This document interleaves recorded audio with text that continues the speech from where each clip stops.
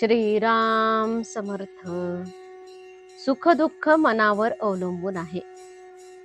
जिथे रोग असेल तिथेच औषध लावले तर उपयोग होईल. दुःखाचे मूळ कुठे आहे हे प्रथम पाहावे. प्रपंचात काही न्यूनता पडली की दुःख होते. श्रीमंताच्या किंवा गरिबाच्या सुखदुःखात तसा फरक तो कोणता? एखाद्याजवळ पैसा पुष्कळ आहे परंतु मूलबाळ नाही म्हणून तो दुःखी असतो, तर दुसऱ्याला संतती आहे पण पैसा नाही म्हणून तो कष्टी असतो. तिसऱ्याला संतती, संपत्ती वगैरे सर्व आहे परंतु पोटदुखीच्या विकाराने तो बेजार आहे.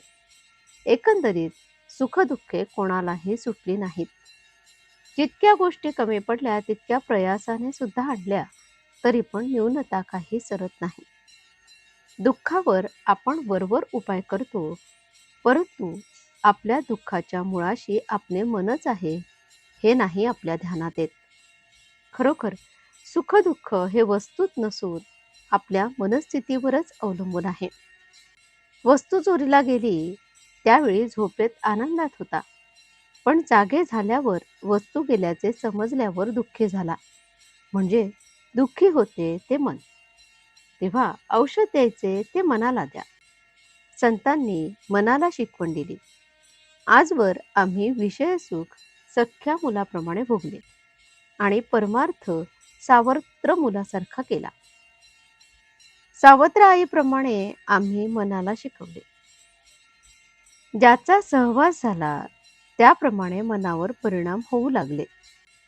विषयाचा सहवास गर्भापासून आपण ठेवतो म्हणून विषयापासून मिळणारा आनंद खरा असे मानू लागलो.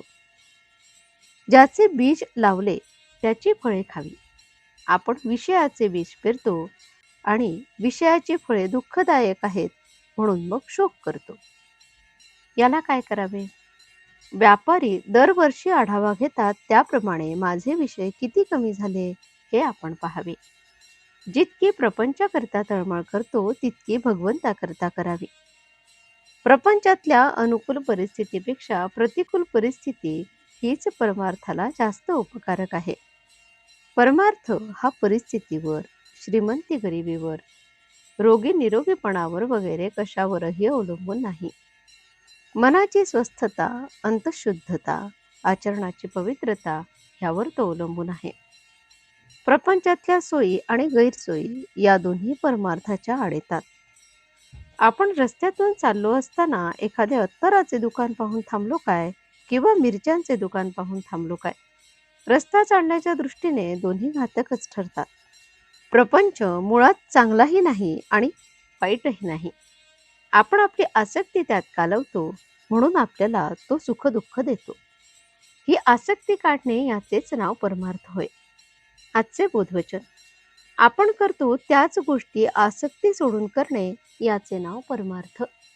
जानकी जीवन स्मरण. जय जय राम. श्रीराम समर्थ.